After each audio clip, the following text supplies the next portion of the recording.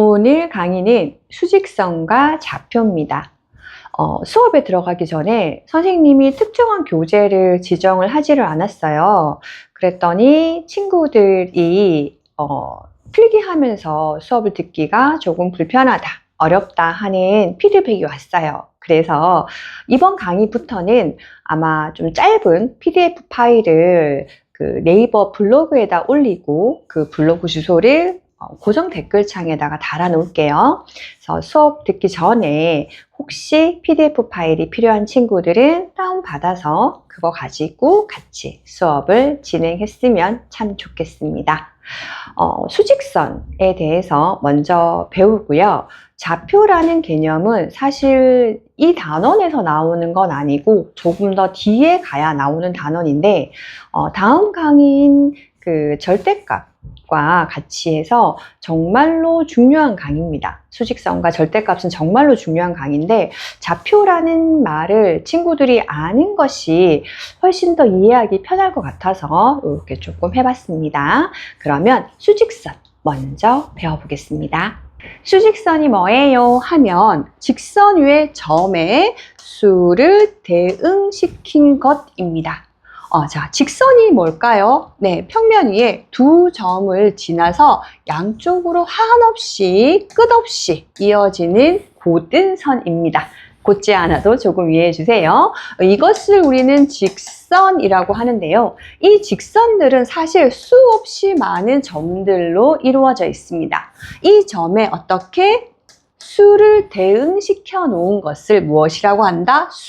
수직선이라고 한다입니다. 그러면 이 숫자를 대응시킬 때 친구들마다 각자 마음대로 대응시키면 될까요? 안 될까요? 안 됩니다. 수직선에 점을 대응시킬 때 우리는 이 규칙을 따릅니다.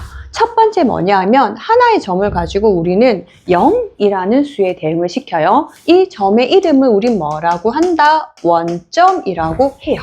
그죠? 이 원점을 무엇으로? 기준으로 삼아서 여기서부터 오른쪽에는 무엇? 양의 부호가 붙은 양수를 대응시키고요.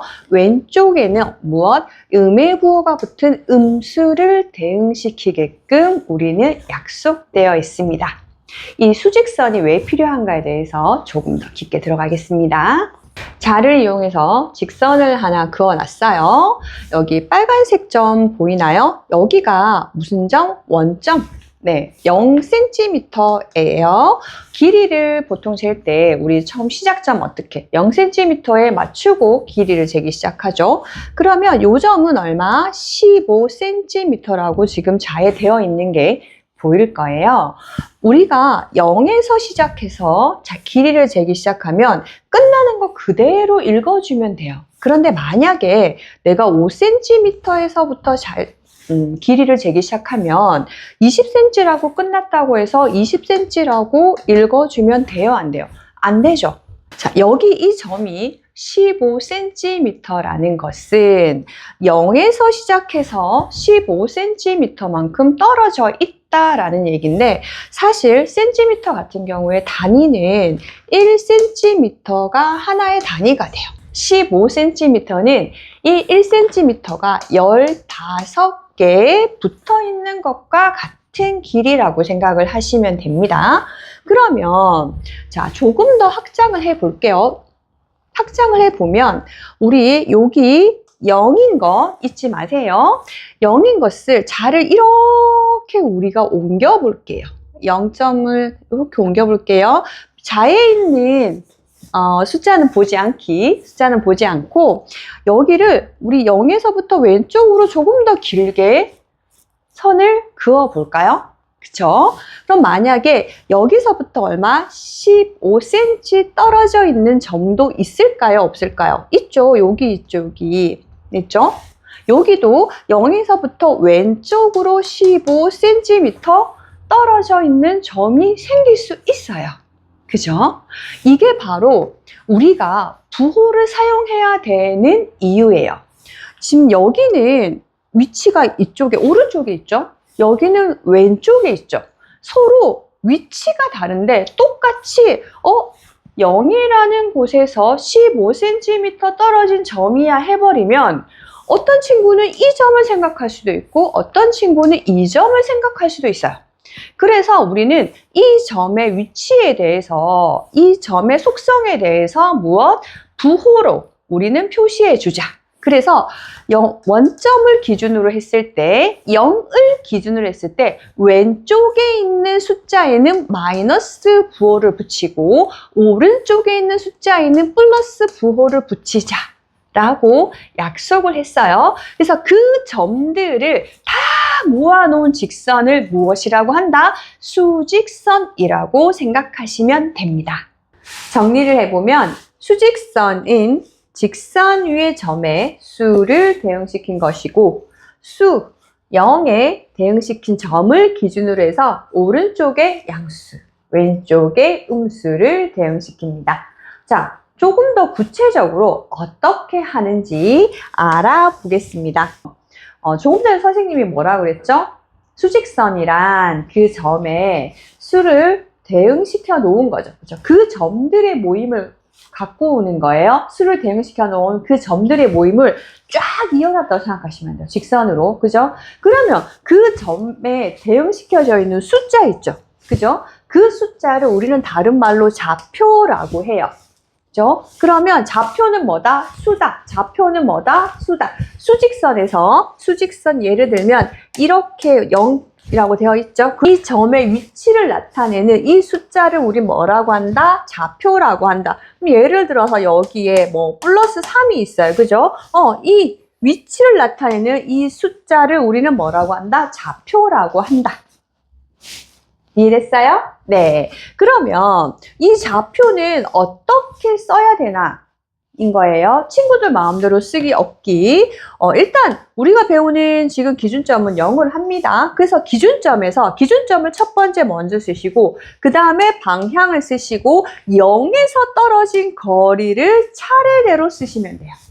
그래서 예를 들어서 지금 플러스 3 했죠? 그쵸? 우리 기준점 0에서 방향 오른쪽이에요. 플러스 쓸 거예요. 그 다음에 떨어진 거리가 3이에요. 그런데 0이니까 원점은 뭐해? 우리가 생략해줘요. 그리고 부호도 플러스하고 마이너스만 있기 때문에 플러스는 뭐 한다? 생략해줘요. 그래서 이 점은 사실 3이라고 나타냅니다. 그러면 반대로 한번 가볼까요? 우리 왼쪽으로도 한번 가볼게요. 자, 일단 수직선에 좌표를 나타내려면 원점부터 무조건 찾으세요. 그쵸? 그리고 여기가 얼마만큼? 떨어진 거리가 5예요. 그죠? 그러면 기준점인 0에서 어느 방향이에요? 왼쪽이죠. 그죠? 왼쪽으로 얼마만큼? 5만큼 떨어져 있어요. 이렇게 하는데 기준점인 0을 우리가 생략을 하면 여기가 얼마? 좌표가 마이너스 5 이렇게 되는 거예요. 수직선에서 좌표 기준점을 뭘로 한다? 원점으로 한다. 그리고 방향도 어떻게 해요? 오른쪽일 경우에는 플러스, 왼쪽일 경우에는 마이너스로 하긴 하지만 플러스는 뭐 한다? 생략해준다. 기준점인 0도 생략해준다.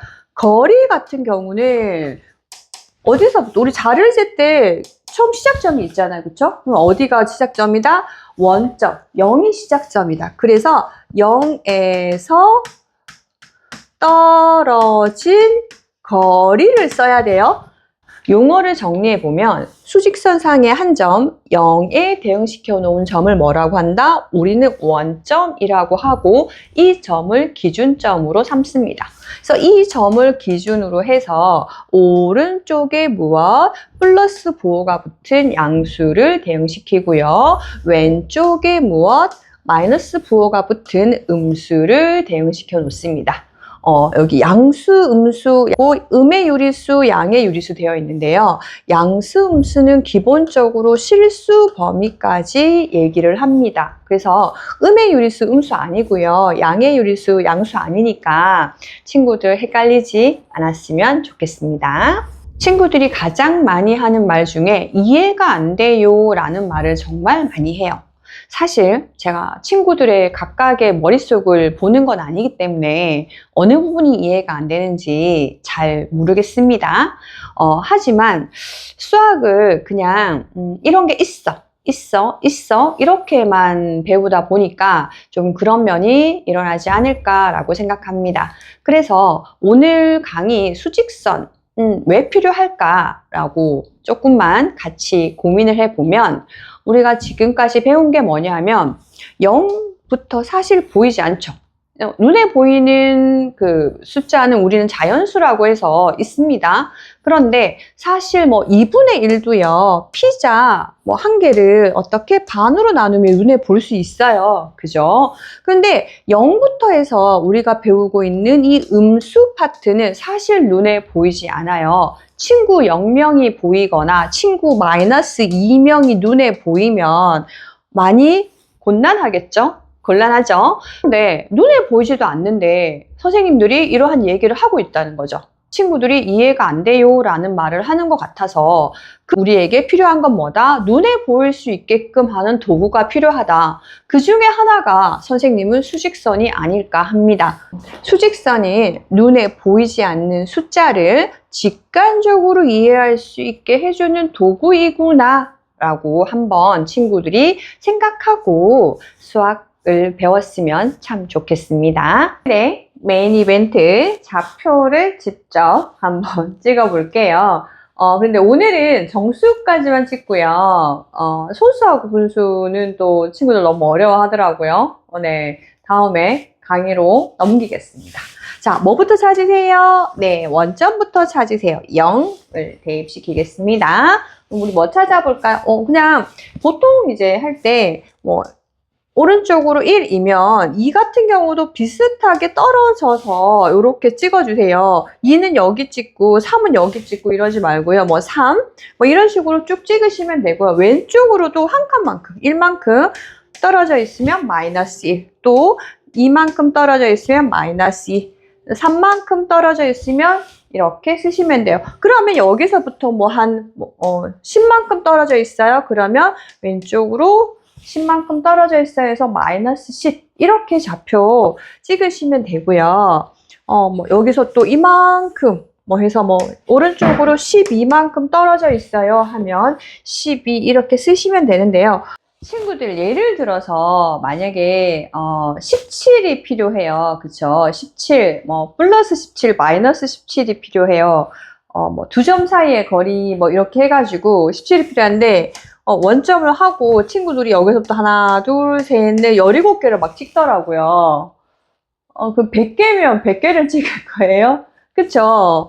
그렇게 되면 사실 좀 곤란하잖아요. 그래서 만약에 내가 0이고 17이 필요해. 그럼 여기가 17. 반대쪽으로 얼마? 마이너스 17. 이렇게 하셔도 돼요. 그래서 나중에 다음 강의에 보면 이제 절대값 나오는데 두 점 사이에 거리가 얼마고 절대값이 얼마고 이런 식으로 나오는데 17을 표현해 와라 했더니 여기서부터 해서 17칸을 표현을 하더라고요. 그러지 않기. 그래서 좀 떨어져가지고 17 여기 조금 더 많이 해가지고 여기 한 40 이런 식으로 내가 필요한 점이 있어요. 그러면 대략적으로 이렇게 표현하시면 되는데 40칸을 막 그리고 이러지는 않는 거예요. 그래서 제가 좀 익숙해지면 하는데 일단 그 한 칸 한 칸에 대한 집착은 좀 버리실 수 있도록 하고요. 좌표는 최대한 많이 그려보셔야 아마 도움이 될 것 같습니다. 오늘 강의는 여기까지 하겠습니다.